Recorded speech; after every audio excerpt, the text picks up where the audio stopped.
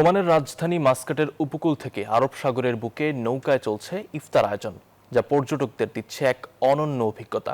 সূর্যাস্ত সাগরের ঢেউ আর ভিন্ন পরিবেশে ইফতার, সব মিলিয়ে বেশ জনপ্রিয় হয়ে উঠেছে এই নৌকা ভ্রমণ। পলাশিলের পাঠানো তথ্য চিত্রের ডেস্ক রিপোর্ট। বিকেল নামতেই ধুম পড়ে পর্যটকদের। লক্ষ্য প্রিয়জনদের সঙ্গে নিয়ে আরব সাগরের বুকে ইফতার করা। ভ্রমণ পিপাসু এসব মানুষের জন্যই ওমানের মাস্কাটে হয়ে আসছে ব্যতিক্রম ইফতার আয়োজন। সূর্যাস্তের লালাভায় তৈরি হয় এক অপরূপ দৃশ্য।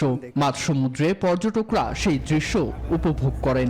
এরপরই পরিবেশন করা হয় ইফতার। তালিকায় থাকে চিরাচরিত খেজুর, ফলের রস সহ স্থানীয় ঐতিহ্যবাহী খাবার। And we're excited to have our iftar as well. We've got our laban and everything, so yeah, we're enjoying it very much. طبعا على سفينة سندباد والأجواء جدا مميزة وكذلك الإفطار جدا جميل وكانت رحلة ممتعة استمتعنا. Bashundhara tissue, অশুদ্ধতার বিরুদ্ধে এক বিন্দুও ছাড় নয়। নামাজ শেষে থাকে বিশেষ আয়োজন।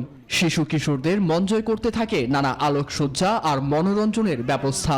সব মিলিয়ে দিনের ক্লান্তি শেষে এক স্মরণীয় মুহূর্ত। আয়োজকদের মতে রমজান জুড়ে প্রতিদিনই চলছে এই আয়োজন। এছাড়া দেশি বিদেশি পর্যটকদের আগ্রহ দিন দিন বাড়ছে বলেও মত তাদের। Desk report, news 24।